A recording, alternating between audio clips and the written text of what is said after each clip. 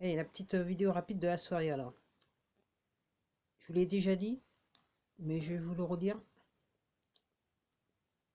Euh, il faut regarder ce qui se passe du côté du comté, du petit comté qui se trouve dans l'Arizona. Ok. Parce que en ce qui me concerne, là, je regardais encore là, il y a quelques heures de ça. Il semblerait que la messe est en train d'être dite. Donc, je vous le disais hier dans une vidéo d'hier, mais apparemment, je l'ai encore relu. Apparemment, il y aurait déjà plus de 250 000 bulletins qui poseraient un problème, en sachant que l'élection elle est passée à 16 000 voix, 16 000 voix de différence, un petit peu plus de 16 000.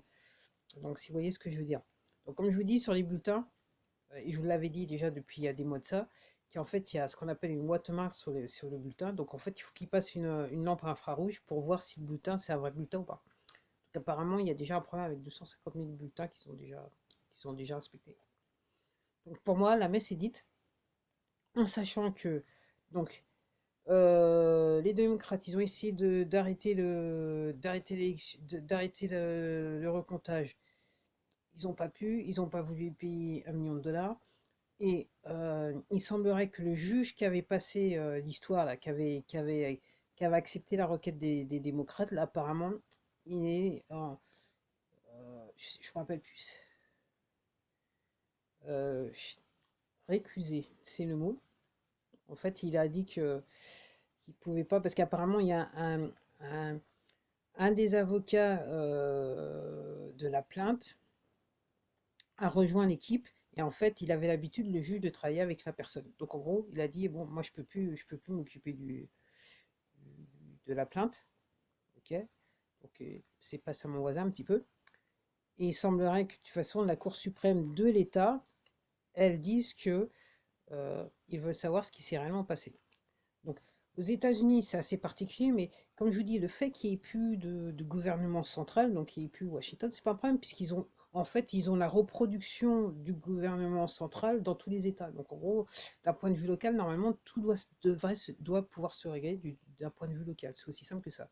Donc, bien sûr, euh, dans les médias, alors, les médias américains, c'est silence radio, personne n'en parle, ou quand ils en parlent, c'est pour dire que donc il y a un problème avec les républicains qui veulent détourner, retourner les élections, mais ils ne disent pas, ils n'ont pas encore expliqué l'histoire de comment on peut authentifier les bulletins.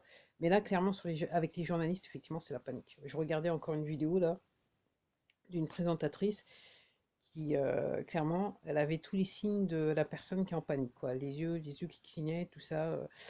Je dirais un propos tout à fait. Enfin bref, bref. C'est la panique, c'est la panique, et ils savent pas quoi dire parce que là, autrement dit, tout va être. Donc moi, pour moi, là, il semblerait que là, c'est le bon bout. On tient un bon bout et qu'on va peut-être voir le début de la fin, ce qui serait intéressant. Donc comme je vous disais, hein, c'est prévu. Je regardais maintenant les dates par rapport aux dates, c'est prévu pour la semaine prochaine.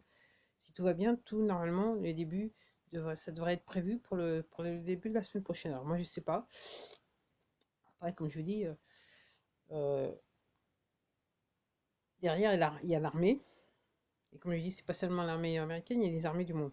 Et comme je vous dis aussi, penchez-vous sur la question de QFS, j'ai Sarah, mais Sarah, parce que j'ai Sarah à partir normalement, ce que je comprends, à partir du week-end prochain, j'ai Sarah, c'est bon, officiellement il est là. Ok. Donc, renseignez-vous pour comprendre, et surtout renseignez-vous aussi ce qui s'est passé au niveau du bateau, parce que là, le bateau c'est très important. Parce qu'il y a des trucs qui vont être dits, qui vont être révélés, comme je vous dis, hein. Après, va falloir vous poser la question, hein, est-ce que vous avez l'estomac pour ce genre de choses? Et comme je vous dis,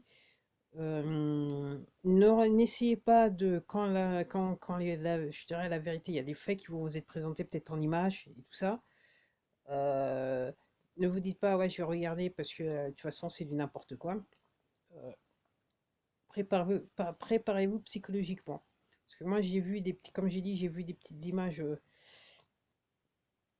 entre guillemets, par rapport à ce que j'ai entendu qui a été relaté par rapport à tout ce qui s'est passé derrière. Euh, pour moi, c'était plus que choquant. Ça a un peu retourné l'estomac, mais c'est 3 fois rien par rapport à la vraie réalité. Donc, comme je dis, posez-vous la question, renseignez-vous et surtout posez-vous la question, est-ce que vous êtes prêt à vouloir voir Alors, entendre, ça va être déjà difficile, mais voir, psychologiquement, il faut que vous soyez prêt. Parce que, comme je vous disais il y a quelques vidéos, une fois que vous aurez vu certaines images, ça partira plus de votre cerveau, on va dire ça comme ça. Donc, posez-vous les bonnes questions. Je vais m'arrêter là, parce que la vidéo, elle est déjà bien longue, et tout de suite derrière, je vais faire une autre vidéo. Ok.